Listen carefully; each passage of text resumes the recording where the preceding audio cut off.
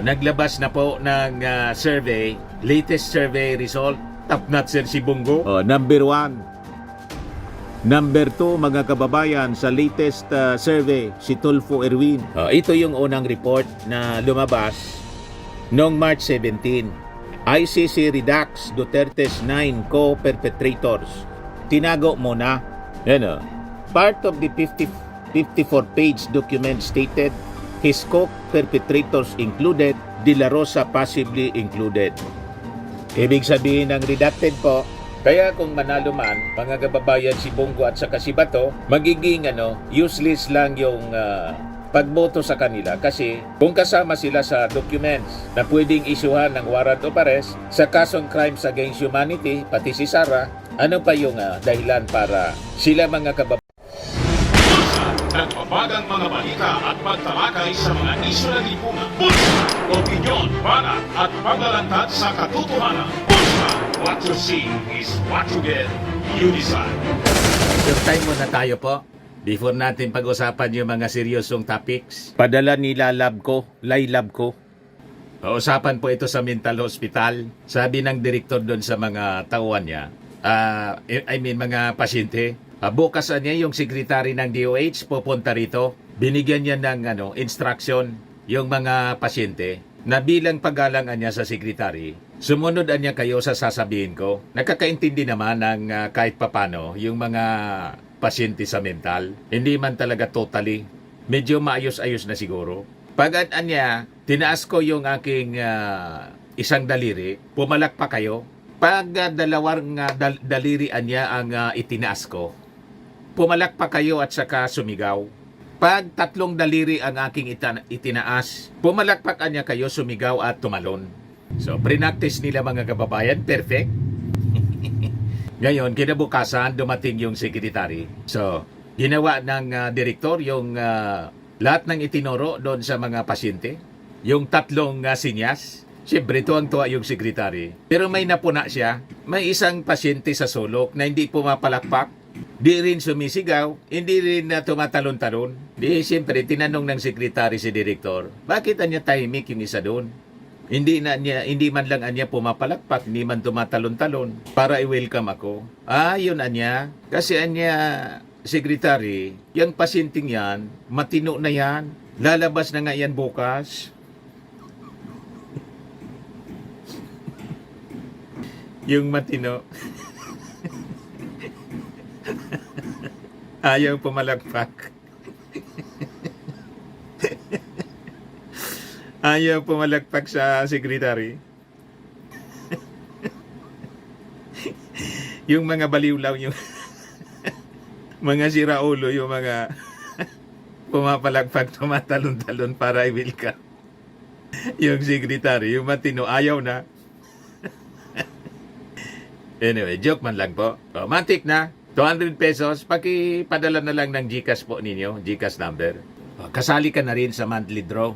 5,000 yung cash prize. Yung hindi mabubunot, kasali pa kayo sa grand draw. Sa December po, 10,000 ang grand prize. Ayos pa, balik na tayo dito sa ating kwento. Naglabas na po ng survey, latest survey result. Top notcher si Bongo. Talo na si Tulfo.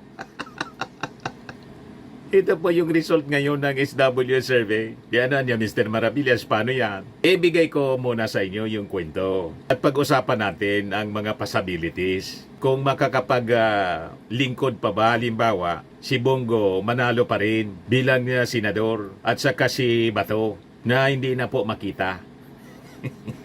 Ito mga kababayan ng latest report. Bongo, number 1. Number 2, mga kababayan, sa latest survey, si Tulfo Erwin. Sunod yung kanyang kapatid, si Ben Tulfo. Next, number 4, si Tito Sen. Number 5, si Lito Lapid. Number 6, si Bong Revilla. Number 7, si Pia Cayetano. Number 8, si Ping Lacson. Number 9, si Bato de la Rosa. Number 10, si Willie Rebillami. Number 11, si Abby Binay. Number 12, si Manny Pacquiao. Number 11, si Camille Villar. So ito, si Manny Pacquiao o si Camille Villar nag-aagawan sa Magic 12, mga kababayan. Ang sumunod si Kiko Pangilinan, si Bam Aquino, si Amy Marcos, si Ipe sa Salvador, tapos si Benor Abalos. Malayo na si Tol Tolentino po. Tol Tolentino, si Gringo Nazan, talo na ni Gringo Nazan. Tapos si Colonel Bosita, si Marcoleta, si Jimmy Bondok, malayo na po. Nasa 26 to 27 ang rank nila. So malamang sa malamang, mga kababayan, si Amy Marcos matalo. Sa pamangka niya sa dalawang ilog, pero ngayon, finally, iniwanan na niya po yung alyansa. So malamang sa malamang, lalo siyang matatalo. Yung pamamangka pa nga lang niya, nawala na siya sa Magic 12. Naglalaro yung pangalan niya sa 12 to 14. And most of the time, nandun siya sa pang-14. You see? So padilim ng padilim yung pag-asa ni Amy Marcos, lalo na sa ngayon. Nilaglag na siya ng alyansa ng Bagong Pilipinas. Kaya po, para hindi naman masyado mapaya, umalis na siya. Officially, nagpalabas ng statement kahapon na independent na siya. Di ano niya, Mr. Maravillas, ang mangyayari niya na dalawa pa sa mga kaalyado ni Digong. Top notcher pa yung isa, si Bongo at saka si Bato. Pasok sa Magic 12. Ako sa tingin ko, mga kababayan, hindi naman yan na problema. Alimbawa, manalo pa sila. Ito, i-reading ko man lang po, analysis ko. Kasi po, itong dalawang senador ni Digong, kasama ito sa napangalanan na sabit din. Lalo na si Bato po. Sa kaso sa ICC, si Bato de la Rosa, hindi na nga po nagpapakita ngayon. So malamang sa susunod na mga surveys, lalo pang babagsak si Bato de la Rosa. And sa tingin natin, yung warrant of arrest niya ay secret lang. Pag ito'y nagala, malamang biglang lilitaw po si General Nick Torre. The moment na lumitaw itong si Bato, hindi na ito magkakapangampanya. At iisipin, mga kababayan, ng mga butante, masasayang man lang anya, huwag nang anya kay Bato. Masasayang anya yung boto natin dyan. At halimbawa pa, mga kababayan, manalo. Worst comes to worst, manalo sila. Worst comes to worst talaga niya, Mr. Maravilla. Siyempre, mga worst senator sila eh. Di ba? Magiging inutil din, mga kababayan. Kasi siyempre, hindi ka naman makakapaglingkod kung nasa kulungan ka na tulad ni Digong. Kung halimbawa, sinurrender uli, sigurado yan, isusurrender ng ating PNP sa Interpol.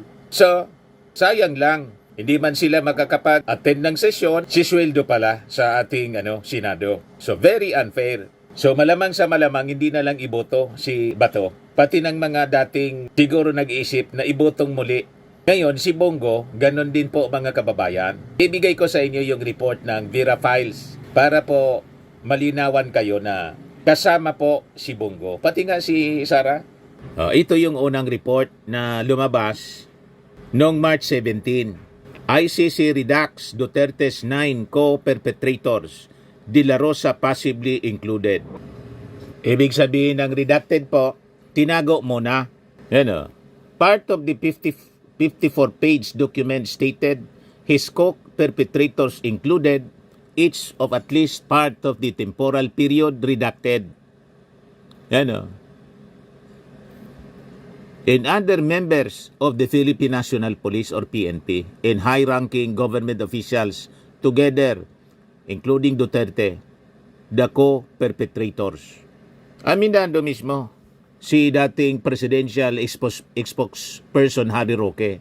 Sabi niya, si re-electionist niya, Senator Ronald Bato de la Rosa, could be included in this portion, along with other former PNP officials whose names he did not divulge. Sabi ni Harry Roque, I will state for the record that even before the warrant of arrest was issued, I was already acting as counsel for Senator Bato and for other former PNP chief, including, I will not mention their names anymore. Okay? But for other PNP chiefs who could also be named as co-accused in this case, sabi po ni Roque. So kahit po manalo pa si Bato, magiging inutil din siya as a member of the Senate. Kasi sigurado, susunod na siya sa dahig, mga kababayan, kay Digong. Ang sabi ni Bato, hindi siya pahuhuli. Di tingnan natin. kung hindi siya madakma ni General Torre. Oras na nasa kamay na nila yung warrant of arrest. Adian niya, Mr. Maravillas, what about si Senator Bongo na nagtatap natin sa latest survey ngayon? Ibigay ko sa inyo po yung balita galing sa Bira Files. Matagal na to. Ayan o. Kailan to? July 17. July 17, 2023. Sinulat ni Ellen Tordesillas ng Bira Files. Ano sabi dyan? BP Sara to senators named in ICC probe documents. Aside from former President Rodrigo Duterte, Vice President Sara Duterte Carpio, and Senators Bato de la Rosa and Bongo were named in a document submitted to the ICC probing the killings related to the drug war during the previous administration and when Duterte was mayor of Davao City. Kaya kahit top notcher itong si Bongo, malamang kasama siya mga kababayan sa huhulihin ng ICC. Susunod na siya through Interpol. Pati si Sara Duterte, mga kababayan, na pangalanan.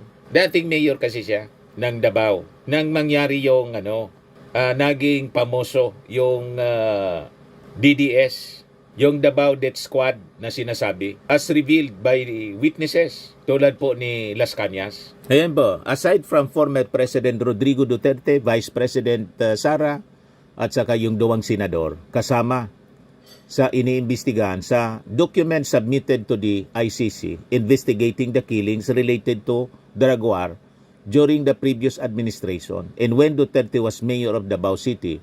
A copy of the documents obtained by Bira Files shows. Yan sabi dyan, the Vice President's name was mentioned as knowing and approving the killings when she was city mayor, a post that her father held for more than 20 years. Sara was mayor from 2010 to 2013 and from 2016 to 2022. A person eligible of the ICC probe said she could be issued a summons by the ICC. If she would not comply with the summons, she would be issued a warrant of arrest. This is the first time the name of Sara was mentioned in the documents relevant to the ICC investigation.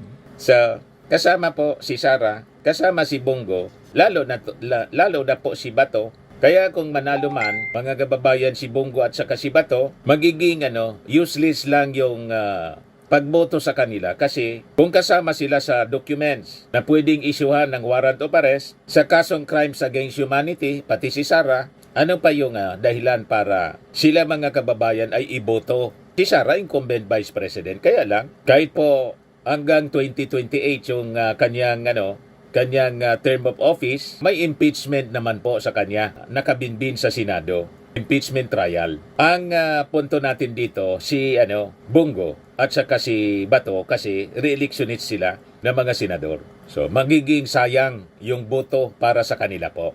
Kahit pasok pa sila, mga kababayan, sa Magic 12, nakikita natin na parang malabo na sila po ay makaupo in case sila po manalo.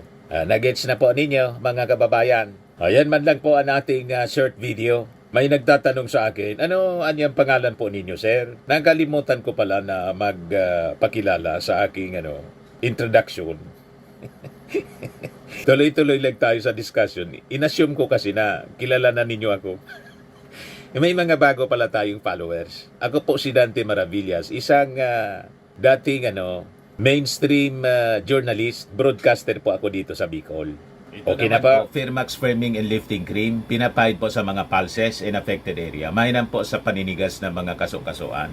Ito naman po, Automax Radiant Serum. Sa mukha naman yung application, anti-aging po siya. You will look 10 years younger than your age. Sa mga cancer patients naman po, baka lang gusto ninyo itong itry. Neng siya red mix fruit drink. Hindi mo po siya gamot, food supplement siya. Kaya lang, gawa siya mga kababayan sa goji berry. Yung goji berry, may anti-cancer properties. O ngayon, yung mga inquiries ninyo, dumiritso na lang kayo sa aming messenger sa Facebook para masagot namin agad. Ayos pa? Ayos na ayos niya, Mr. Maravilla. At sa mga naghanap po ng malinis and spacious fitness gym, pumunta lang po kayo sa aming Colossal Fitness Gym. May Grab car rental din po kami. Ito naman po yung bago naming product na binibenta online.